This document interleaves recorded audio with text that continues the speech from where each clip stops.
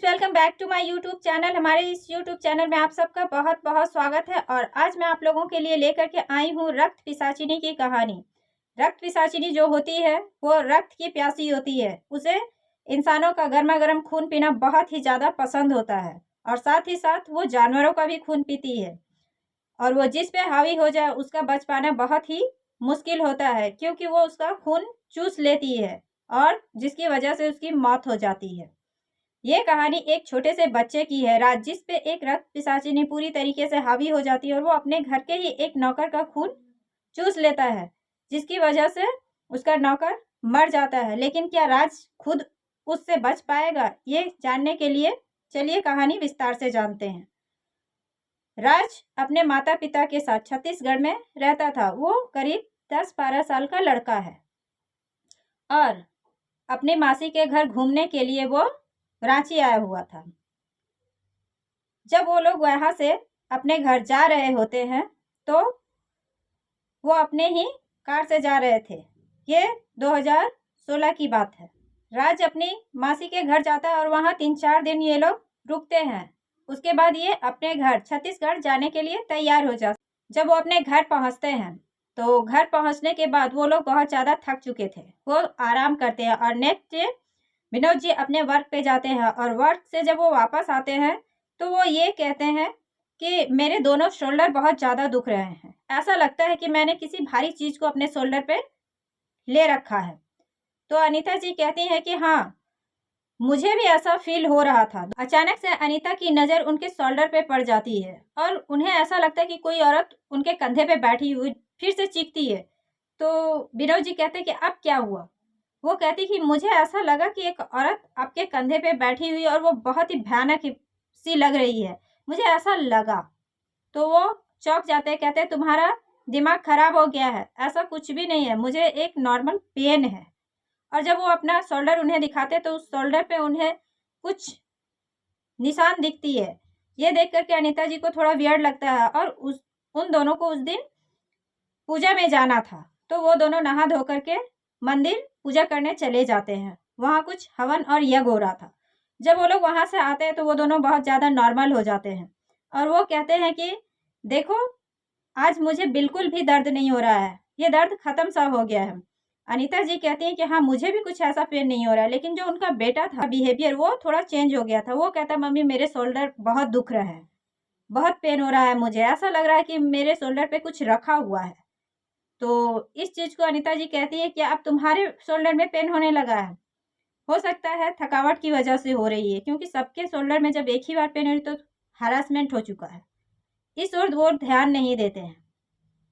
और वो जब सोया हुआ था तो उठ करके बैठ जाता है और उस दिन उसके घर का एक पेट जो डॉग था वो अचानक से मर जाता है। सुबह अनीता जी उठती हैं, वो देखती हैं कि हमारे घर का एक डॉग है जो वो मर चुका है। वो समझ नहीं पाती है कि आखिर इस डॉग के साथ क्या हुआ है। नेक्स्ट डे ऐसे ही बीत जाता है। वो लोग उसे ले जा करके दफन कर देते हैं। नेक्स्ट डे जो होता है, राज वो अजीब सी नजरों से कुतिया को देख रहा था और अनीता की नजर उस पर पड़ जाती। वो कहती कि क्या बात है, तुम इतने गौर से उसे क्यों देख रहे हो? हमारा डॉग चला गया है तो हम दूसरा ले आएंगे, लेकिन तुम इतनी भयानक नजरों से देख रहे हो, ऐसा लग रहा है कि इसे भी कुछ होने वाला है। वो कहता है कि हाँ, अब इसकी ही बारी है। ये सुनकर के वो थोड़ा चौंक जाती, कहती क्या कहा? वो कुछ भी नहीं कहता, वो चुपचाप बैठा हुआ रहता है। लेकिन दूसरे दिन उसकी कुतिया की भी मौत हो जाती है। अनीता जी को ये बात थोड़ी अजीब लगती है।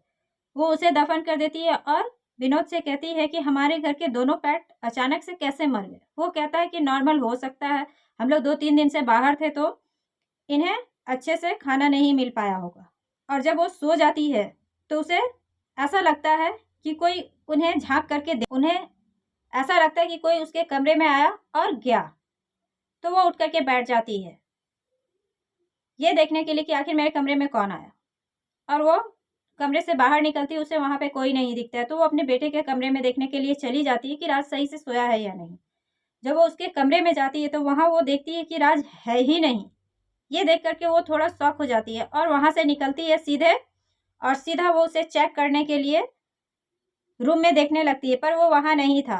सडनली उनकी नज़र अपनी बिल्ली पे पड़ जाती है। वो देखती है कि मेरी बिल्ली जो है वो मरी पड़ी है और उसके यहाँ पे गर्दन में किसी चीज़ से चोट लगी है, जहाँ से खून निकला हुआ था, जो बहुत ज़्यादा नहीं था, थोड़ा ही था, जिसे देख कर के और वो देखती है कि राज वहीं पे बैठा हुआ है, जो बहुत ही अजीब नज़रों से बिल्ली को देख रहा है। ये देख कर के उसकी माँ बहुत ज़्यादा डर जाती है और वो उसे उठा करके वहाँ से अंदर ले आती है। वो सोचती है इसे सदमा लग गया है, इसने कुछ सुना होगा बिल्ली को गिरते या पड़ते, तो शायद ये उठ करके यहाँ पे आया और ये देख करके बहुत ज़्यादा डर गया। वो उसे पकड़ के ले जाती है। वो कुछ भी नहीं बोलता, उसके सर पे खून लगी हुई थी।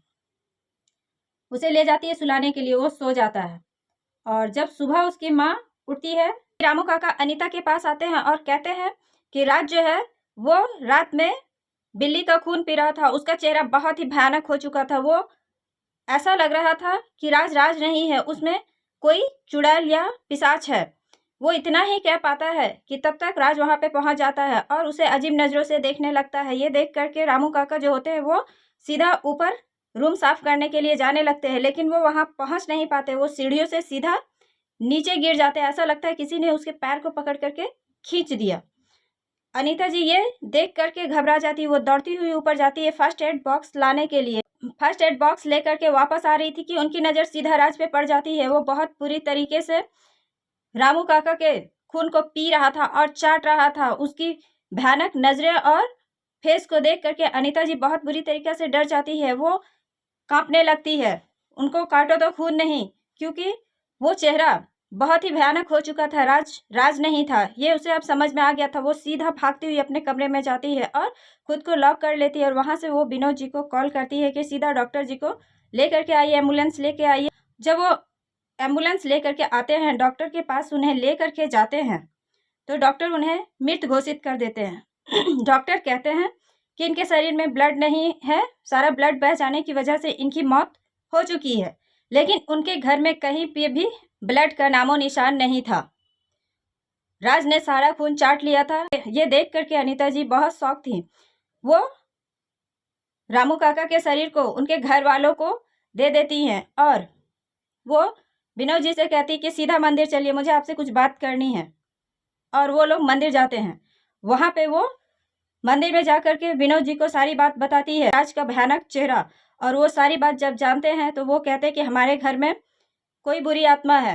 तो पंडित जी कहते हैं कि वो रक्त पिशाचिनी है, वो खून की प्यासी है। तो पंडित जी उन्हें एक तांत्रिक के पास भेजते हैं। जब वो तांत्रिक के पास जाते हैं और सारी बात बताते हैं, तो तांत्रिक जी कहते हैं कि तुम्हारा बेटा उसी दिन मर चुका है, तुम्हारा बेटा अब जिंदा नहीं है, तुम्हारे बेटे के शरीर में एक रक्त पिशाचिनी है और अब तुम्हारी भी बारी है, वो तुम्हें भी नहीं छोड़ेगी। उसने जानवरों के साथ साथ राज को भी मार दिया है, उसका खून चूस चुकी है। वो शरीर सिर्फ उसका है, लेकिन उसके शरीर में एक रक्त पिशाचिनी है।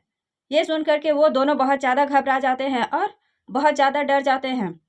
लेकिन वो तांत्रिक जी कहते हैं कि ये डरने का समय नहीं है। उन्हें एक रुद्राक्ष की माला देते हैं, कहते हैं इसे पहन लो, नहीं तो अगला शिकार विनोद ही होने वाला है। वो दोनों उसे धारण कर लेते हैं। तांत्रिक जी उनके घर में जाते हैं।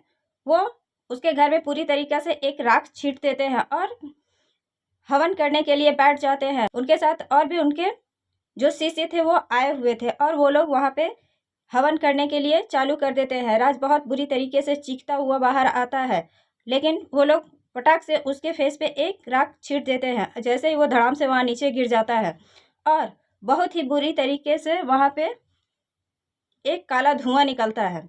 ये हवन 5 दिनों तक चलती है और राज उसी घेरे में बैठा हुआ रहता है। वो एकटक देखे जा रहा था और एक दिन ऐसा होता है कि वो बहुत भयानक बुरी तरीके से चीखता है और बेहोश हो जाता है।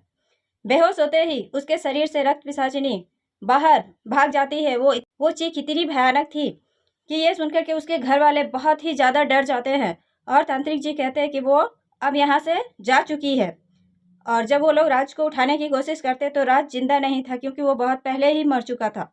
तो वो लोग उसका दाह संस्कार कर देते हैं और उसके घर की पूरी तरीके से शुद्धि की जाती है। और वो लोग बहुत दिनों तक इस चीज़ को भूल नहीं पाते और बहुत ज़्यादा डरे हुए रहते हैं। लेकिन धीरे धीरे समय के साथ वो इन सब चीज़ों को भूलने की कोशिश करते हैं और अपनी ज़िंदगी को आगे बढ़ाने की कोशिश में लग जाते हैं।